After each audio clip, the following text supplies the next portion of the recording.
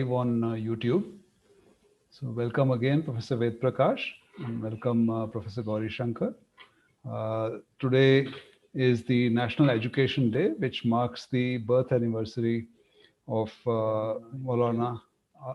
Welcome again, Professor Ved Prakash, and welcome Professor Gauri Shankar. Today is the National Education. Yeah. So, Professor Maulana Abul Kalam Azad, who was born on this day in 1888. This has been celebrated as the National Education Day since 2008. And I now request our director, Professor Gauri Shankar, to welcome and introduce the speaker, Professor Ved Prakash. So, good afternoon, everybody, and a special welcome to our speaker for today, Professor Ved Prakash.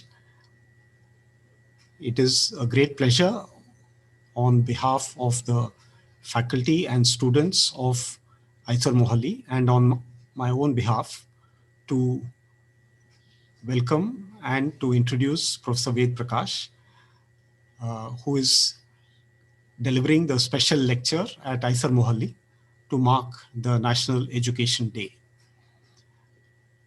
Professor Ved Prakash is a former chairperson of the University Grants Commission in India, prior to which he has held several high-level positions in the UGC, which includes those of secretary and the vice chairperson. He's also been the director and vice chancellor at the National University of Educational Planning and Administration in New Delhi, and has held additional charge as chairperson of the National Council for Teacher Education. He served as an advisor on education to the Planning Commission. And through all these areas of experience and expertise, Professor Ved Prakash brings a very rich experience, as it were, in terms of the administrative and teaching activities of higher education in the country.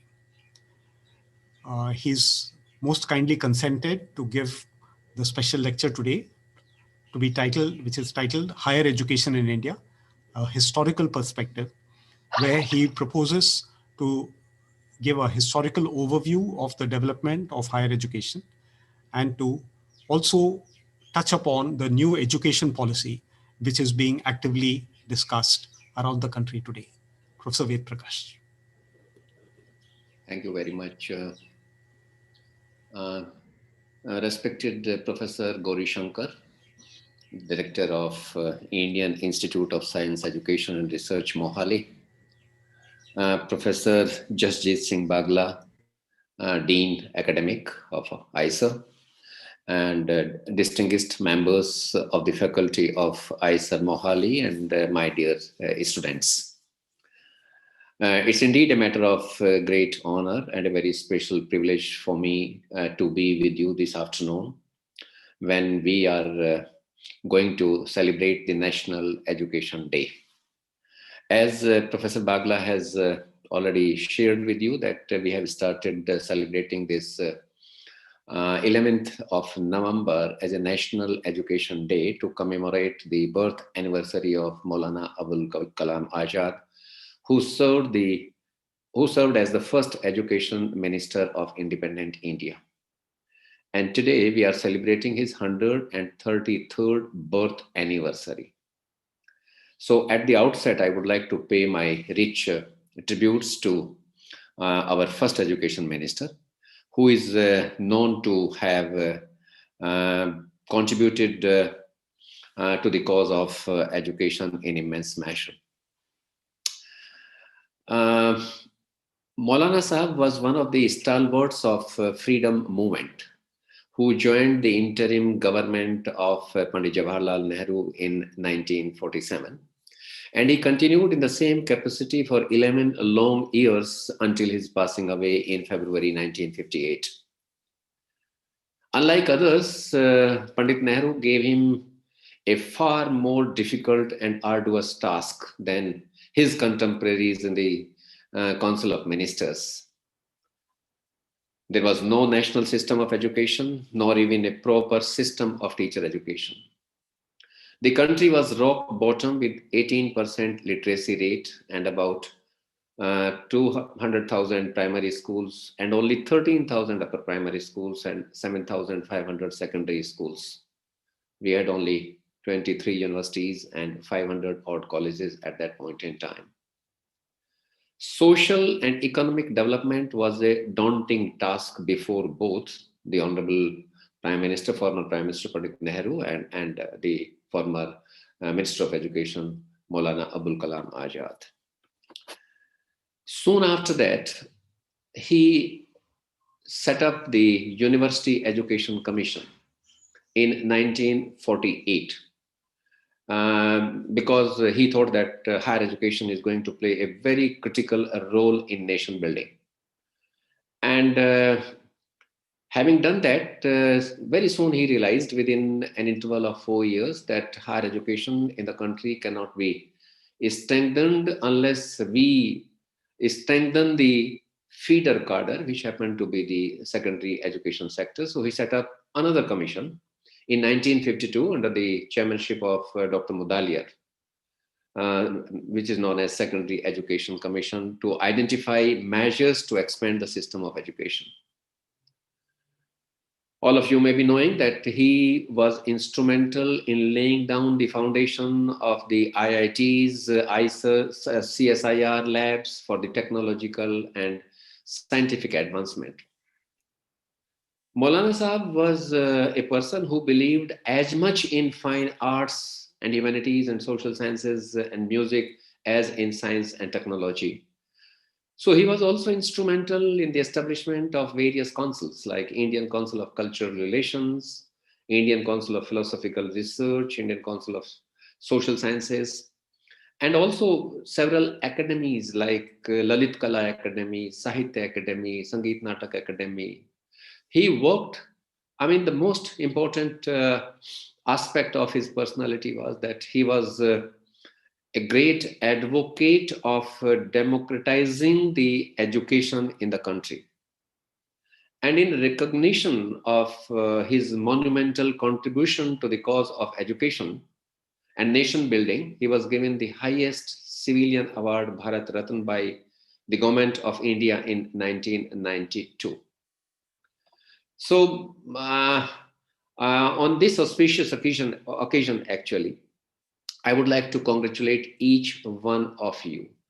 This is the day when we need to look into the life of Maulana Abul Kalam Azad so that we can get inspiration from his commitment to the nation, for his commitment to the cause of education, and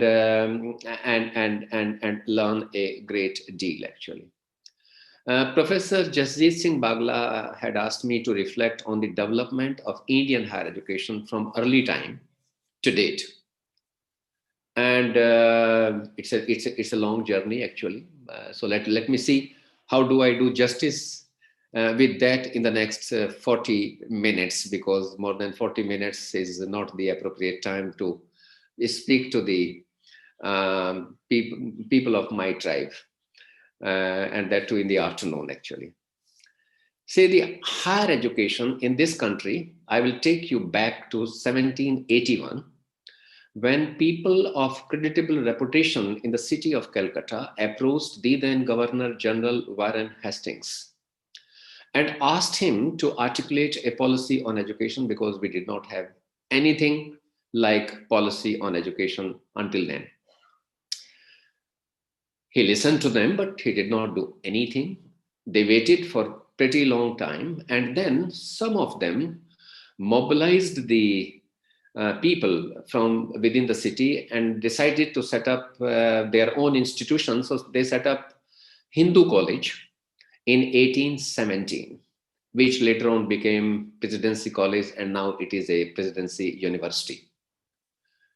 They were also emulated by the leaders of that time in different parts of the country, and about 35 colleges were established, like Elphinstone College, Hooghly College, Patna College, Agra College, Pune College, Madras Christian College. Madras Christian College was the last actually, which was established in 1952. No, sorry, 1852. 1852. In 1854, it was Charles Wood, who happened to be the president of the board of control of the company. He sent a dispatch, and he had made as many as 100 recommendations in 100 different paragraphs, and wherein he asked the government to take up the responsibility of educating the people of our country. And that is what is known as Magna Carta of English education in India. One of the recommendations in the Wood's dispatch of 1854 was that the government should establish 3 universities in the port cities of Calcutta, Bombay, and Madras. So within a period of 3 years, these 3 institutions came up: University of Bombay, Calcutta, and Madras. And then, I mean, these universities, unfortunately, at that point in time, were not the places of imparting education. They were only the centers of testing the value of education, which was imparted through the colleges. And here, I would like to share one thing with my fellow colleagues, that the colleges, which were not affiliated, I mean, before 1857, each college was awarding the certificates. They were awarding only the completion certificate and finishing certificates. And those certificates were good enough for the people to go to Oxford and Cambridge and London University for pursuing higher education. They were outstanding institutions, though they were colleges, but later on they were affiliated with these 3 universities. And universities were not having the departments at that time. It was only in 1914 when Sir Ashutosh Mukherjee took over as the Vice Chancellor of Calcutta University. He decided to set up departments in the university. He was not given permission by the government. In fact, government was very displeased by his unilateral decision. And they were so displeased that they set up a commission, which was known as Calcutta University Commission, to look into the functioning of the Calcutta University. They were so unhappy with Sir Ashutosh Mukherjee. But Sir Ashutosh Mukherjee was supported by the teachers at that point in time, and government said that we are not going to provide you financial assistance. The teachers came forward and they said, we would not mind teaching free of cost. So he received that kind of support from his fellow colleagues. Now, it's a long story, but I have to, say so many things within 40 minutes. So Maulana Abul Kalam Azad, when we got independence in 1947, the first thing which he did was that he set up a University Education Commission to look into the existing system and to suggest measures for its consolidation and for expansion in the country. He set up, the Mudaliar Commission, as I have said. Since then, we have set up a large number of commissions and committees of them. The prominent ones were like Chattopadhyay Commission to look into the service conditions of teachers. Rahish Ahmed Commission, they were set up at the same time in 1982 actually. And then subsequently, the National Knowledge Commission was established in 2005 under the chairmanship of Dr. Sam Pitroda. And then we set up the Yashpal Committee. They were working parallelly. Yashpal Committee was set up by Mr. Arjun Singh Ji in 2008. The report is available, which is known as Renovation and Rejuvenation of Higher Education in the country.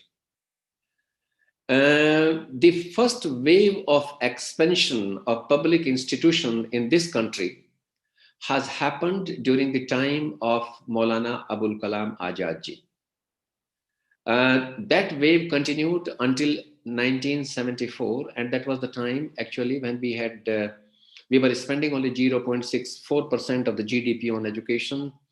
The country was trading on a very sluggish economy. And if you really are interested to look into the development of higher education, then you would find the second phase from 1974 until 1984, wherein we only undertook activities for the consolidation of the first wave of expansion. During that time, we were not able to, establish newer institutions. From 1984 to 1992 came another era wherein which can be attributed largely to the new policy initiatives, because in 1984, late Shri Rajiv Gandhi ji made an announcement from the Red Fort that the countries will soon have a new national policy on education. In early 90s, we entered into the era of liberalization. The government did not have adequate resources, and therefore the sector was thrown open to the private service providers. Large number of private institutions came up during that period. The second wave of expansion in higher education happened during 2004 and 2009, actually. That was the time when the economy was slightly better off. And in fact, we got 9.5 times more resources in the 11th Five-Year Plan. And as a result of which, we doubled the number of central universities, we doubled the number of the IITs, NITs, and we also established the IISERs during that period. Another era came from 2009 until 2014. That was a small period of 5 years wherein we organized discussions, and we introduced, we organized discourses for newer initiatives. More than 18 bills were introduced in the parliament for making structural changes in higher education, including the educational tribunals, foreign educational institutions, the National Higher Education Research Commission. But unfortunately, none of the bill could find favor with the parliamentarian. Then after 2014, we entered into a new era wherein we started reviewing the existing policies, existing works. We made some other changes insofar as financing was concerned. We came up with the Rashtriya Uchtar Shiksha Abhiyan on the pattern of Sarv Shiksha Abhiyan of elementary education. We were also bogged down by the ranking of institutions. So in 2015, we introduced the National Institutional Ranking Framework for the purposes of ranking the universities and colleges under different categories. This was the time when we also started discourse on the formulation of the new education policy. It started off, in fact, in 2014 itself. Today, we have reached a stage when we have 995 universities in this country. We have 23 IITs, 31 NITs, 7 IISERs, 25 triple IITs, 7 NIPERs, and 3 schools of planning and architecture. They all are the degree awarding institutions. Apart from that, we have 39,000 colleges offering the undergraduate, and some of them are also offering the postgraduate programs. And apart from that, we have roughly 11,000 stand-alone institutions which are offering the certificate program, post-secondary certificate program, and post-secondary diploma program. The enrollment in the higher education today is to the tune of 38 million, which happens to be 3.8 crore. And the gross enrollment ratio is a little over 26%, which is lesser than the world average of 27.5%. We are spending around 13% of the total budget on education, of which 3.78% of the GDP is spent on education, of which we are spending only 1.26% of the GDP on higher education, including general higher education and technical higher education. And if you split the technical higher education from that of the general higher education, then you will find that we are spending 0.68% on general higher education and 0.58% on the technical higher education. Some people say that this is the third policy. In fact, this is the fourth policy in this country. The first policy on education was brought out in 1913, prior to independence, which was adopted through government resolution. The second policy we brought out in 1968, which was again adopted through government resolution. And the third policy we brought out in 1986, which was revisited in 1990, and we came out with the program of action in 1992. Prior to that, we had brought out a challenge of education, a policy perspective document, which was some kind of a forerunner to the national policy on education of 1986. The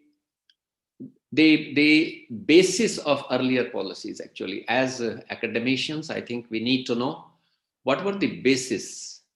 See, when we brought out the second policy in 1968, I'm not going to talk about 1913. That policy was based on the outcomes of the research-based. I would like to underline that. That was based on it was based on the outcomes of the research-based recommendations emerged from the Kothari Commission. So that was the strength of the 1968 policy. Large number of studies were commissioned, and the recommendations were made on the basis of empirical evidences, which were in sync with the ground level realities. It was, based on a candid analysis. That has not happened actually now, and insofar as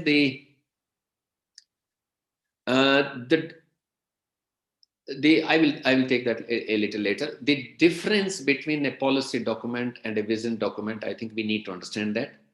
A policy document has to be quite different from the vision document. Vision could be utopian, but policy has to be realistic and practicable. Because policy is a statement of intent, and which is supposed to be addressing pertinent issues. And the reason for bringing out policy is that it guides our decision and it ensures consistency in decision making. And therefore, it should not be detrimental to the interest of the society. Now, how do we make the policy? Policies ought to be based on they should be based on the needs of the society.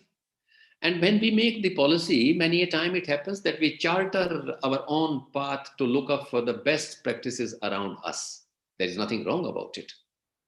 But when we identify the best practices and physically lift them from somewhere and plant it in our document, many a time we find that those practices are not workable in our own context.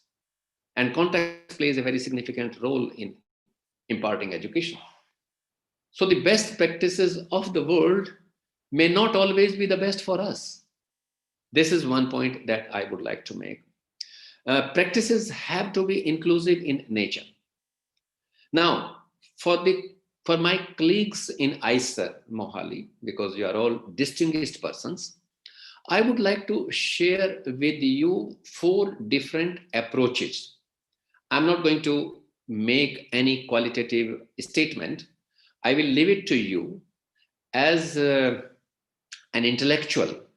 What you should do, that this is not a bulky document, it is of only 63-page document. I would like you to go through it and analyze it from 4 different perspectives. What those perspectives could be? One perspective, you see, sometimes we use flowery language, raise questions, and come out with answers that can easily be manipulated. You may find some policy documents like that. Another approach could be that we would select questions, come out with answers that suit the dispensation. People in power might raise questions which are convenient to them. The third approach could be that you keep all possible questions encompassing different sectors of education, provide fascinating answers, knowing it fully well that neither the political will of the country nor the economy will support them. That's a typical administrative approach. The fourth approach could be that you raise all genuine questions, find answers based on empirical evidences, which are in sync with harsh realities, and then extend an honest support to make them happen. I will say only this much insofar as this aspect is concerned, but I would earnestly request each one of you that you analyze the policy from these four perspectives and see it for yourself. What is going to work and what is all that required to make them happen. So much would depend. We have a policy and we must respect it. This is a national document now.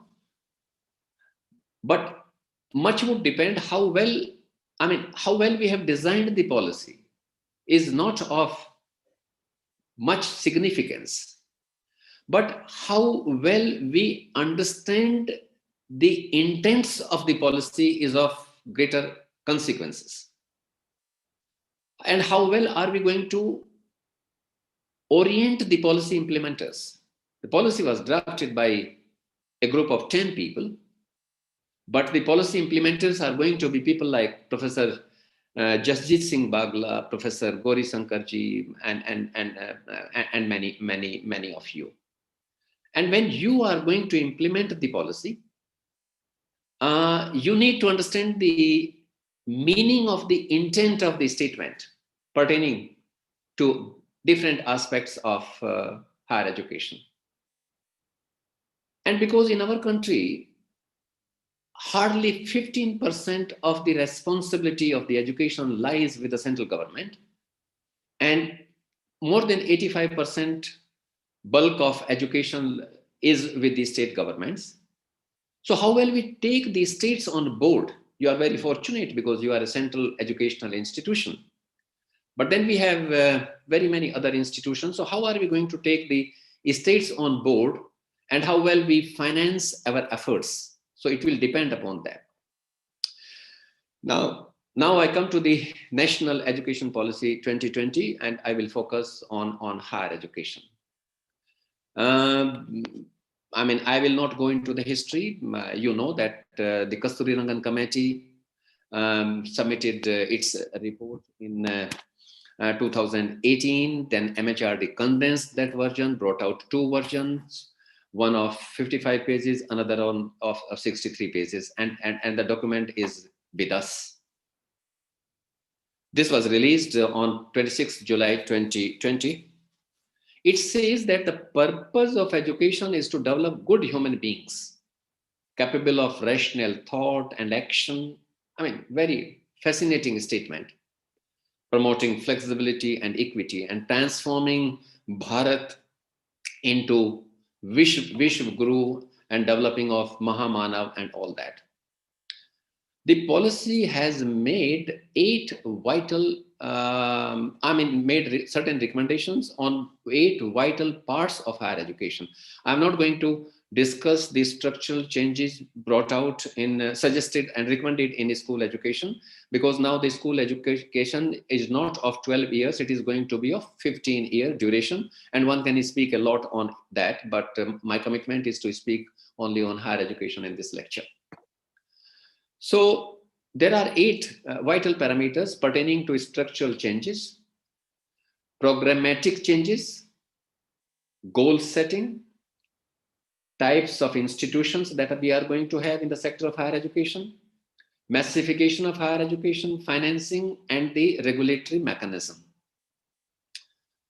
One of the recommendations is that the colleges and the universities will move towards multidisciplinary system of higher education. I would have been a happy person had they written interdisciplinary, because large number of our institutions are already multidisciplinary institutions. Some of them are certainly not. They need to be transited into multidisciplinary institutions. Another important recommendation that we are going to have 3 types of institutions. The research intensive universities, teaching intensive universities, and colleges with degree granting power. Now, you know what kind of colleges do we have. And the very idea of creating a class of institutions, how good it would be, I will like you to think about it. Universities are social institutions, actually. For that matter, any institution is a social institution which has to create learning ambience within that social context. And it is the primary responsibility of every institution of higher learning to create learning ambience within that social context and address their issues of the society. How are we going to address the issues of the society if we are going to segregate teaching from research in some of the institutions? This is one thing which we need to ponder upon. The another thing, we have about 40,000 colleges in this country. How are we going to ensure the parity amongst these institutions? That is a matter of great concern. We have said that we are going to move towards 4-year integrated education program, liberal education, with multiple exit options, which means that some students can leave after 1 year, some can leave after 2 years, some can leave after 3 years, some can leave after 4 years with a bachelor's degree, with bachelor's degree with research. Now, institutions like IISER, Indian Institute of Science, Bangalore, central institutions, other central institutions will not find it difficult to do.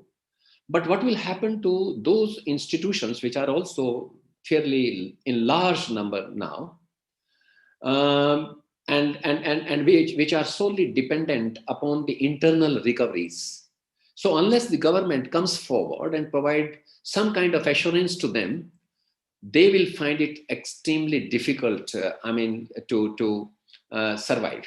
Because if of 30 students, if 10 students are going to leave after 1 year, another 10 are going to leave after 2nd year, and another 8 are going to leave after 3rd year, how are they going to support the contingent of the faculty which they would be recruiting on the basis of the initial intake capacity? One. Number two, it will be a very tall order. It's a doable proposition. For the teachers, we'll have to design curricular provisions in a manner so that for certain group of students, it ensures the acquisition of the terminal competencies and skills, and at the same, those who would be leaving after 1 year or who would be leaving after 2 years. And it also ensures the prerequisites requirements for those who would like to pursue the program in the 2nd year and 3rd year and 4th year. We have also talked about the entry-level qualifications for the PhD program, that a student with 4-year bachelor's degree with research can straight away go for the PhD program. That would be possible only when we redesign the existing curricular provision in such a manner that every student at undergraduate level gets an opportunity to participate in research. Otherwise, this is not going to happen. As of now, there are very select institutions which can fulfill this agenda. And then we will also have to provide the support. It would require enormous amount of resources to do that. One of the recommendations is about developing the academic bank of credit, that a student can earn credits of the required number from any institution, and then the parent organization where the student is enrolled can get the degree. Now, as an IISER, if I'm studying in a college somewhere in Hoshiarpur or in Firozpur Jhirka or in Kuch Bihar, where from I earn 10 credits in areas like humanities and social sciences, and bring those 10 credits and hand it over to Professor Gauri Shankar. Professor Gauri Shankar will have to create those kinds of facilities. Actually, he might have certain reservations because he's is an illustrious institution, and it will be the question of the credibility of the degree that he would be ultimately awarding to that candidate. So it would require some kind of memorandum of understanding amongst the institutions. I mean, where from are you going to accept it? Gauri Shankar will certainly not accept the credits which I will bring in from somewhere Koraput or from somewhere Shimoga or Guntur or Nellore College, actually. So this is another thing. The policy has also caught the attention of research, actually. And one of the good recommendations about the policy that there will be a national research foundation, and which will be supporting the research proposals. I mean, that's a very welcome move. But the National Research Foundation, I hope that it will appear in the plan of action when we bring it out. The National Research Foundation should also undertake the responsibility of identifying the priority areas. If you look into the quality of research which is being carried out in most of the institutions, I'm not including the premier institutions like that of yours, you will find that we are replicating things, and that our research findings are not addressing to the issues of the common man. And therefore, we need to identify the priority areas like community health, renewable energy, cyber security, nanotechnology, and ask the faculty members to compete to develop proposals. And for that, I think what we will have to do is that we'll have to give orientation to our teachers so that they can learn the art of writing a very convincing research proposal. It's an art, actually. You may be very outstanding insofar as ideas are concerned, but when it comes to writing out a research proposal, many a time that our research proposals, they fall flat because we have not been able to put it systematically and in a convincing manner. Now, policy has also made a recommendation about internationalization of higher education. And policy has said that every single institution of higher learning will set up an office for the international students. I mean, if they ask Professor Bagla and Professor Gauri Shankar, that is acceptable. I mean, how on earth it would be possible for every institution to set up an office for international students? Let us create those kinds of facilities in certain institutions which are capable of doing that, wherein we can receive the international students, provide them the facilities they are used to, and create some kind of a goodwill that we not only attract students from the Middle East and the neighboring countries, but we also attract students from the Western world, actually. Insofar as the regulatory mechanism is concerned, the policy has talked about the setting up of an overarching mechanism in the name of Higher Education Commission of India with 4 verticals in the form of councils. We'll have a General Education Council, which will be responsible for laying down the norms and standards. We'll have National Higher Education Regulatory Council, which will be the sole regulating agency in the country. We will have the National Accreditation Council, which is going to be a meta-accrediting body. It will be giving licenses to different institutions throughout the length and breadth of the country for accreditation purposes. And it will also have a Higher Education Grants Council, which will only be funding the higher educational institution. So these are the recommendations, major recommendations. Now I will come to the approach to the implementation of the national education policy. And I will request both, the Dean Academic and the Honorable Director of IISER Mohali. It's only a 63-page document. And 23 pages are devoted to school education, and only 16 pages are devoted to higher education. 8 pages, I mean, for some other key areas, and 3 last pages are how to make it happen, those kinds of things. This policy has received undoubtedly unprecedented scale of attention and publicity compared to that of any other policy. I mean, the Prime Minister has done it, the head of the state has done it, the minister has done it, governors are doing it, we are also doing it. So the idea is to familiarize and sensitize the policy implementers and to strategize and develop a roadmap for implementation. That is the purpose. The commitment shown in the last in the last 2.5 months demonstrates that after the 11th 5-year plan, when we had multiplied that was the second wave of expansion of public institutions in higher education. Actually, it looks now that education once again has occupied the center stage in the development agenda, and that should be a happy news for Professor Gauri Shankar, Professor Bagla, and for people like me. So I would say that we have brought out this policy after a gap of 34 long years, and we have made huge commitments that we are going to provide quality education to 37 crore children in the age cohort of 3 to 18, and about 7 crore children in the age cohort of 18 to 23, because now we have 3.8 crore children enrolled in higher education, and if we are going to double it, then almost 7 crore candidates would be there.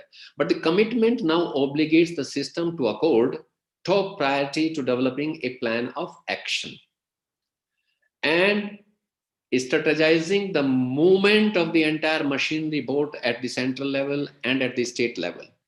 So many a time, some recommendations are written for the sake of it, actually, especially documents like this. And it is interesting that those kind of recommendations get implemented, which are written for the sake of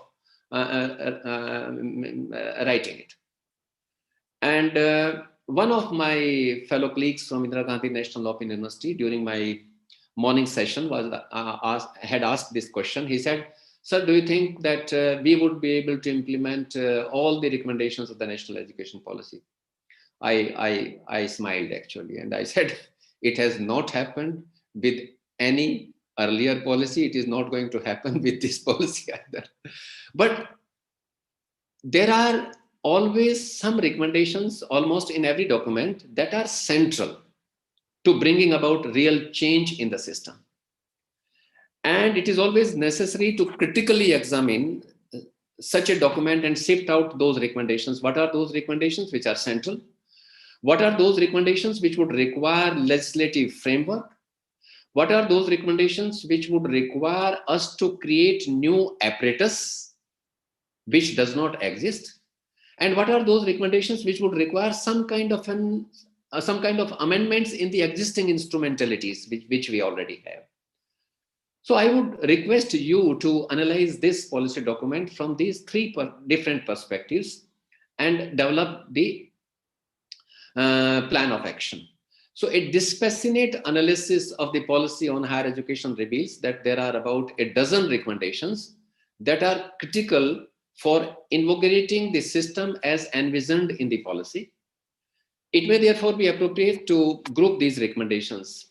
I have carried out that analysis and I have found out that one set of recommendations is such that it would require legislative framework. Recommendations such as establishment of Higher Education Commission of India, and then those 4 verticals in the form of the councils. It's a very time-consuming process.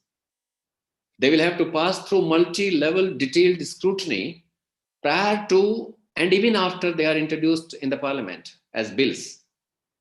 And since fairly a large number of quality initiatives are going to flow out of those central recommendations, they ought to be accorded topmost priority by the Ministry of Education. This is one inference which I would like to draw. And these obviously, these recommendations could be fructified only with the will and commitment of the government, and I will not doubt it, because they have brought out this policy and they are giving a lot of publicity to it. So for the time being, I would presume that the government is going to create those legislative frameworks for the establishment of that. The second would require formulation of new apprentices, which hitherto did not exist. These recommendations are going to be process oriented. And I would like to name a few of them, like the formulation of the National Higher Education Qualification Framework. We do not have a National Higher Education Qualification Framework, and for which we used to cut a sorry figure at the international forums. Whenever we would go, much smaller countries with much lesser resources than us would ask this question, that what is your National Higher Education Qualification Framework? And when we would say, people like me would say that no, we don't have one, then they would say that how are you going to ensure the parity of the degrees and certificates and diplomas that are being awarded by different institutions with different kinds of curricular provisions, different kinds of pedagogical processes, with different kind of assessment procedures? And I didn't have any answer. So if you were to ask me, the most central recommendation in this entire document, if I were to identify one, I would identify National Higher Education Qualification Framework. I think we should do that. And people like Gauri Shankar and Professor Bagla, I mean, can do it. This is not the cup of tea of every single teacher teaching in the sector of higher education. It has to be done by a group of very enlightened people who understands what does it mean and what all that it involves. So the third one is that we need to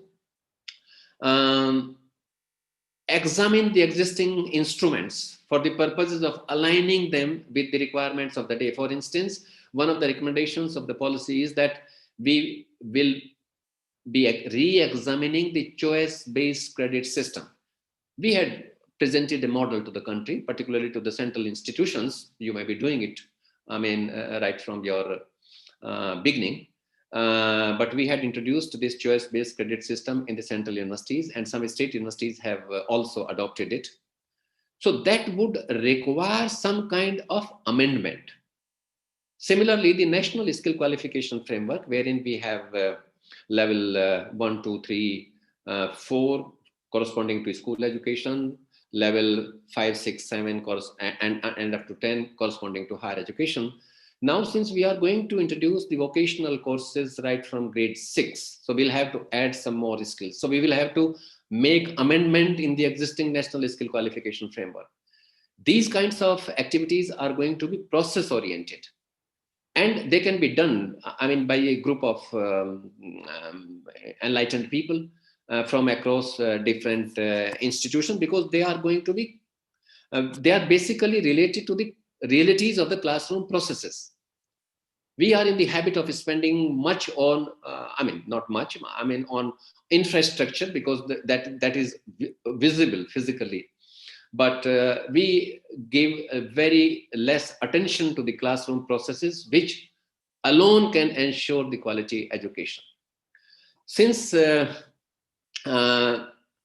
now, since there are 3 sets of recommendations, it is imperative to adopt different approaches for the implementation of this policy. There are few relating to legislative frame agenda, another creation of newer instruments, third, amendment in the existing instrument. It is therefore clear that some of the operational activities in the implementation process can be carried out concurrently. But there are going to be some which would be enabling, which would act as enablers for other institutions. For instance, you cannot have General Education Council as a vertical of the Higher Education Commission of India unless you establish Higher Education Commission of India. And unless you have the General Education Council, which is mandated for setting up the standards of higher education, laying down norms and standards, you cannot have the National Higher Education Qualification Framework. So some of them are going to be enablers for others, and therefore they should be accorded greater priority. Another important aspect that needs to be taken into account is about the level of support to the state governments. Because, as I had said earlier, I would like to repeat it because this is very important, that 80%, more than 80% bulk of education lies with the state government, and it's only 15%. And it was Maulana Abul Kalam Azad who raised this issue in 1950s when he said that unless appropriate interventions are provided by the central government, states would not be able to ensure equity and quality in education. He's the person responsible for sowing the seed in 1951, which sprouted in 1976 when we brought out education onto the concurrent list of the Union of India. I mean, we can derive so. This is called visionary, actually. He was such a great visionary. We can derive a lot of inspiration, I mean, from the life of Maulana Abul Kalam Azad. And I'm so very happy that Professor Gauri Shankar has organized this lecture on his birth anniversary. There are very many things. In fact, I would have loved to give a lecture exclusively on Maulana Abul Kalam Azad. And I would request Professor Gauri Shankar to send his contact number and email ID to me. I will be writing on Maulana Abul Kalam Azad and I will share it with him. Or I would request Professor Bagla to share it with him. I will send it to him. So the bottom line is that how the Ministry of Education and the state departments of education mobilize finances from exchequer to meet the most immediate financial challenges, as everything involved from structural changes to quality initiatives would require a lot of money. And I would like to close by making 2-3 more observations. One is, I would request everyone, not only Professor Gauri Shankar and Professor Bagla, they would have certainly already read it, but other members of the faculty as well, to read this document and try to understand the intent of the statements made and recommendations made for different aspects of higher education. We can do it individually. We can also do it collectively as an institution. And having regard to the physical and social conditions of our own institution, we must identify the guiding principle. One thing which is missing in this policy document, Professor Gauri Shankar, is that the policy does not contain the critical analysis of every sector. And therefore, I would request people like you to undertake that job. And what is that job? That we should analyze very critically, where do we stand vis-a-vis others? And when I say others, you should not only be comparing yourself with the IISER Pune or Indian Institute of Science Bangalore. You should compare yourself with the outside institutions as well. Where do you stand vis-a-vis others? Insofar as the life sciences programs are concerned, insofar as the physical sciences programs are concerned, insofar as material sciences programs are concerned. This is one thing. It can be done department-wise, actually, or school-wise if you have the schools there in IISER Mohali. I'm not aware of that. The second thing, you are a very new organization, actually. But you are not starting from scratch. You have traversed some distance. And therefore, the second analysis that should be carried out is, what is that has worked in your journey until this day, and what is that has not worked? Be it relating to admission criteria, recruitment of faculty,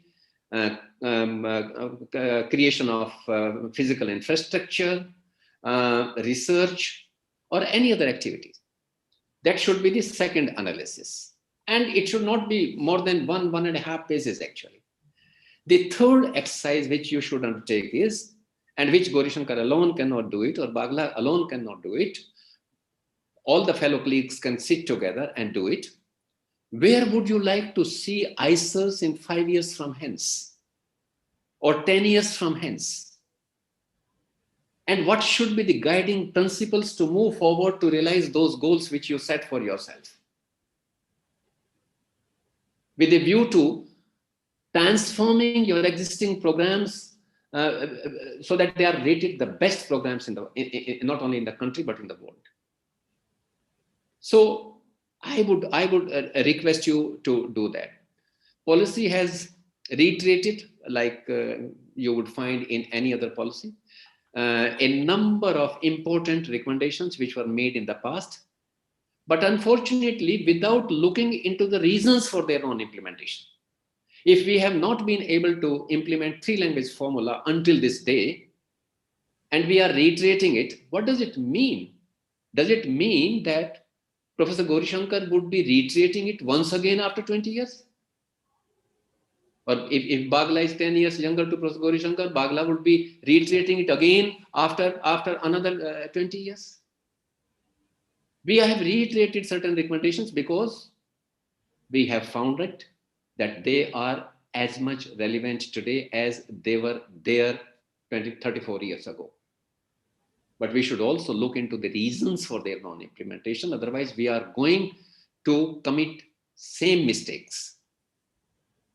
And it's not only a 3-language formula. For instance, this 4-year integrated program, Kothari Commission had recommended this 4-year integrated program at undergraduate level. Mudaliar Commission in 1953 had recommended the 4-year integrated program for teacher education, actually, which we have again reiterated now. Similarly, this 3-language form. There are many more. So the last point of mine is that endorsement and reiteration should not become a trend with the policy formulation.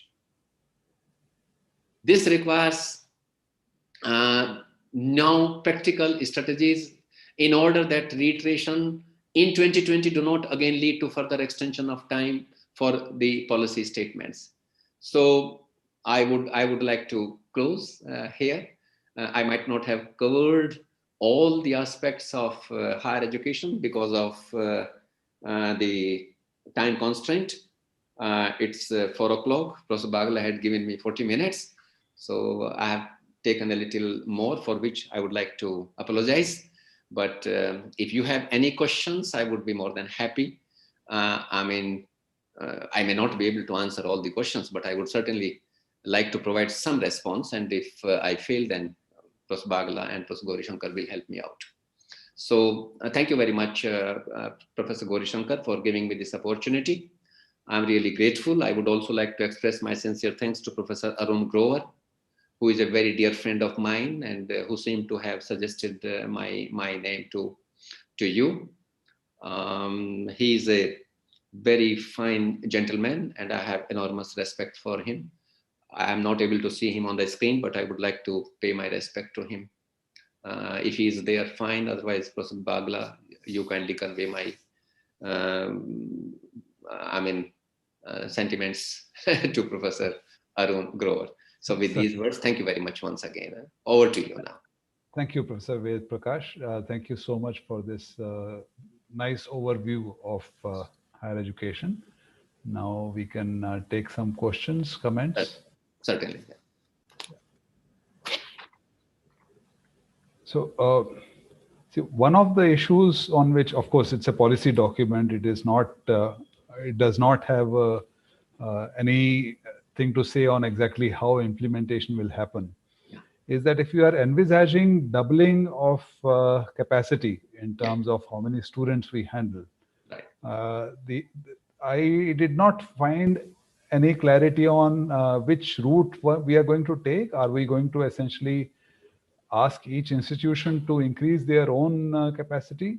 In which case, what is the route for that expansion? There has to be more infrastructure, more teachers, or we are going to identify new institutions, or is it essentially left open to private players and foreign universities to come and fill the gap? So that is kind of unsaid. in this particular policy. So if you have some thoughts or Yes, and insights on that. yeah, I do have. See, there could be multiple ways of doing it. And there is nothing wrong to set up a goal. In fact, according to Thalers' definition, the universalization of higher education has got a different definition. Universalization of higher education, he called it massification of higher education. When you cross the minimum threshold level of 20%, then you have entered into the zone of massification of higher education. Higher education has not been universalized anywhere in the world, and it need not be. It should not be. It is not required. It is only the school education which ought to be universalized. But you cannot become a developed nation unless you attain a minimum threshold level of gross enrollment ratio in higher education. There are many other human development indicators, but this is also one of the indices insofar as developed economy is concerned. So we certainly need to massify higher education. And massification, I would again say, doesn't mean 100% enrollment in higher education. What we have said that we have currently 3.8 crore children enrolled in higher education. We have said that we would like to attain 50%, which means that you will have to double the number. Now, how are we going to double the number? We have now come up with 3 modes of delivery. One is, 2 of them are already in vogue for quite some time. Since 1960, prior to 1960, we had only one face-to-face mode of imparting education. But in 1960s, we switched over to the open, and we used to call it distance education or the correspondence course, which was later on renamed as open and distance learning. And we came up with Indira Gandhi National Open University in 1985. And then we have another 13 or 14 state open universities and about 84 conventional universities, which are like University of Delhi, which is, which are also offering the ODL program along with the conventional program. Now, the University Grants Commission has come up with a regulation for delivery of 100% program through online mode. So you have 3 different modes of imparting education now. But the question of parity arises, and it will continue to arise. Because even now, a student who passes out from the ODL mode is looked at differently in the world of work. Compared to the pass out of the conventional universities, which is a reflection on us actually. We would have ensured. See, if you are, Professor Bagla, if you are educating children in the remote part of the country, that institution has to be decidedly much better than the one which is located in Chandigarh or Delhi, because they are working under hostile conditions. The children are not getting adequate support from home because of their background, and the environment is very hostile there. So they ought to be, if you set up an institution for the marginalized section of the society, for the minority communities, that institution has to be much better than the conventional set of university. This is what I personally believe. The second point, you have now a gigantic network of higher educational institutions as 995 universities, 39,000 colleges, other 11,000 standalone institutions. What you can do is that you can count on the residual capacity of the existing institution, not to the extent that you make them inefficient. I will not like to name. When I was working for the University Grants Commission, I approached the people who mattered and tried to impress upon them to increase the intake capacity of some of our central universities.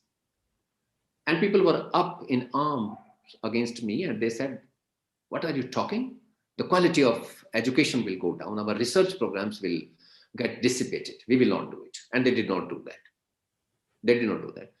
But if you are located on a campus of 2,700 acres, and if you are getting the development grant to the tune of 369 crore, and you have only 3,280 students, should you not Can't you increase the intake capacity? And should you not be doing that? So one way could be that we utilize the residual capacity, but to the extent, I will not say you that Professor Gauri Shankar or Professor Bagla, you double the number of student recruitment from 21, 22. No, I will not say that, but gradually that. So that could be one way of doing it. The other could be that we should restore the credibility of the ODL programs.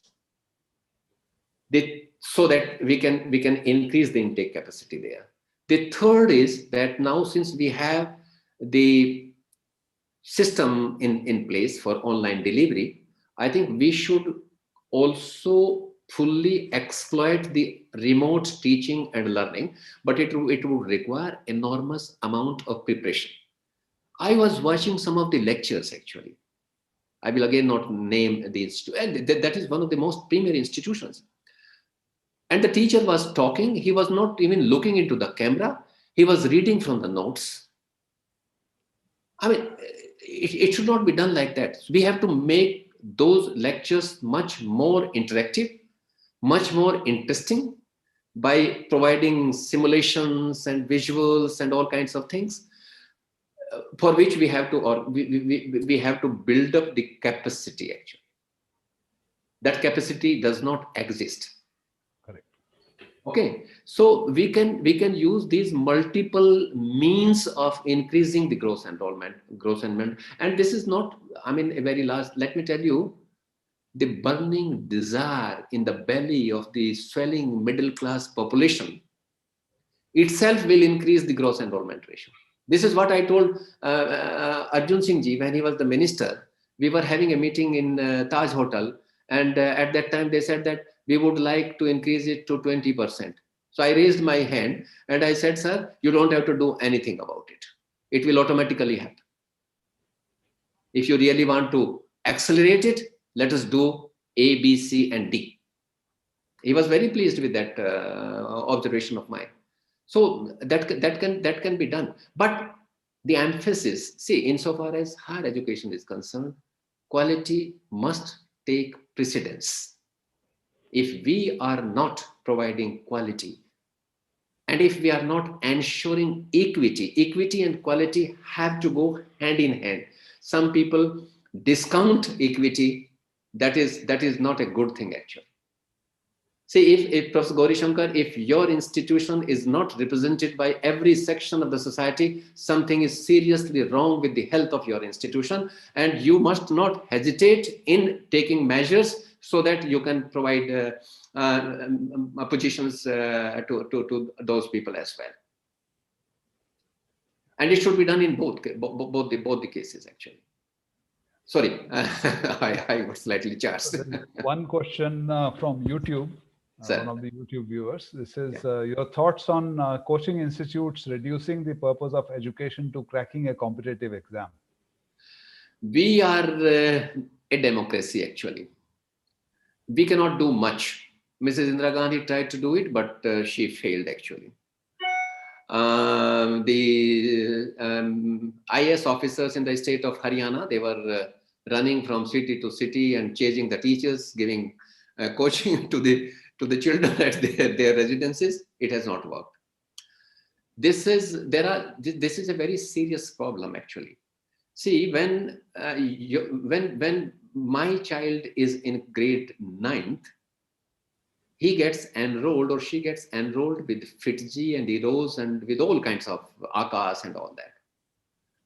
And she does not attend the school, and she attends these coaching classes.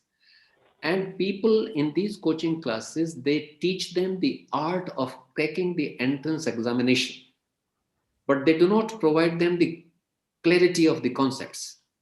As a result of which, I mean, a study which was conducted by the director of IIT Bombay in 90s, it found out a greater degree of correlation between the class 12th marks and the semester examination marks, and poor coefficient of correlation between the entrance examination marks and the semester examination mark. And therefore, what is required is that the onus lies on both, on you. I mean, you, when I say you, the IIT system or the medical system, to design test papers in a manner which is not beyond the concepts taught at the +2 stage. You are also very cruel, Professor Bagla, because you pick up the course test content from amongst the course content of the undergraduate level and call it an entrance examination. I mean, the children have not been exposed to that, and they are expected to crack that examination. That is what is caused there in these academies. So we cannot ban them, but because of the faulty design of the question papers of the premier institutions, and because of the poor quality of teaching in the schools, have led to this problem in the country. I think we'll have to work at two different levels. At the school level, some of the problems of higher education do not lie within the purview of the higher education. They lie outside the purview of the higher education. So only then we can address it. I mean, are you not very unfair when you, when you are giving questions out of the course?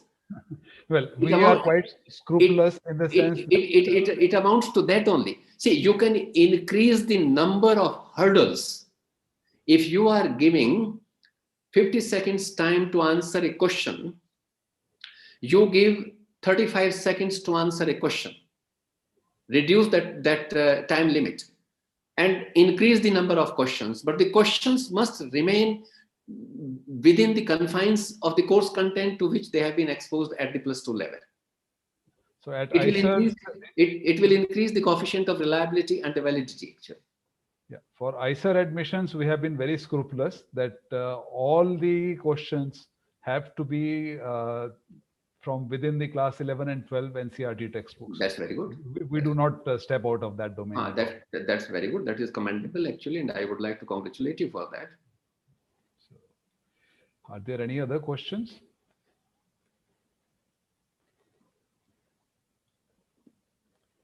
If not, I would like to thank you, Professor Ved Prakash, for agreeing to give the talk at such a short notice. Thank you. And we will take you up on your talk on Maulana Abul Kalam Azad as well at some stage. Okay. We'll get you to give a talk on that. Thank you. I will be writing something and I'll send it to you. You share it with Professor Gauri Shankar or Professor Gauri Shankar, you send me your WhatsApp number. Not a problem. I will share it with you. Thank you. Thank you. And I mean, truly, it has been a pleasure. And once again, I would like to thank both of you for giving me this opportunity. Thank you. And Thank you. Wish you all the very best and great good luck. Okay. We'll so can I leave now?